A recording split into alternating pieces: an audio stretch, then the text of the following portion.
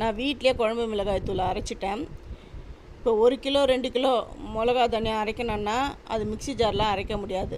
ஏன்னா நம்ம mixie jar கொள்கிற அளவுக்கு தான் நம்ம வந்து அரைக்க முடியும். நீங்கள் அதிக அளவு வேணும் அப்படின்றவங்க, ஏன்னா சில பேர் மிளகாத்தூள் அரைச்சி 6 மாதம் கூட அப்படியே வச்சிட்ருப்பாங்க. 6 மாதம் 3 மாதம் அந்த குழம்பு மிளகாய் தூள் வச்சு யூஸ் பண்ணுவாங்க. அதுக்கு வந்து 1 கிலோ மிளகா, அப்புறம் 3/4 கிலோ தனியா அப்படியெல்லாம் சேர்த்து அரைப்பாங்க. அந்த மாதிரி நிறைய குவான்டிட்டி நம்ம வந்து அரைக்கணும்னா அது மிஷினில் தான் கொடுத்து அரைக்கணும். இப்போ வந்து திடீர்னு மிளகாத்தூள் வீட்டில் இல்லை, காலி ஆகிடுது. இப்போ மிஷின் போனால் மிஷின் மூடி இருக்குது, நல்லா வெய்ய காயுது, வெளியில் போக முடியல அப்படின்றவங்க சட்டுன்னு நம்ம மிக்ஸி ஜார்லேயே நம்ம பண்ணிடலாம். என்னென்னா ஒரு 1/4 கிலோ தனியாவை எடுத்து அதுக்கு தேவையான வரமிளகா, அப்புறம் மிளகு, ஜீரகம், அதுக்கு தேவையான அளவு பொருட்கள்லாம் போடுவோம். அதெல்லாம் போட்டு நம்ம மிக்சியிலேயே அரைச்சிக்கலாம்.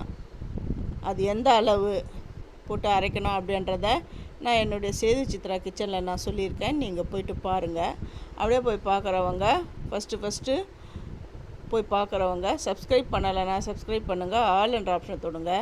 அப்போ தான் நான் போடுற ஒரு வீடியோவுடைய நோட்டிஃபிகேஷனும் உங்களுக்கு காட்டும். உங்களுக்கும் ஹெல்ப்ஃபுல்லாக இருக்கும். உங்களுக்கு பிடிச்சிருந்தா உங்கள் ஃப்ரெண்ட்ஸுக்கும் நீங்கள் ஷேர் பண்ணுங்கள், அவங்களுக்கும் ஹெல்ப்ஃபுல்லாக இருக்கும்.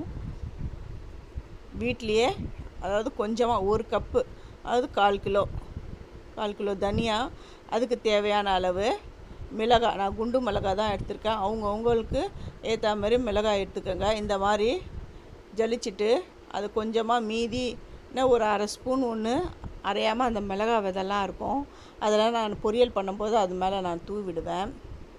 சில பேர் வந்து குண்டு மிளகா சேர்ப்பாங்க, சில பேர் நீட்டு மிளகா சேர்ப்பாங்க. அது அவங்கவுங்களோட இஷ்டம். எவ்வளோ சூப்பரான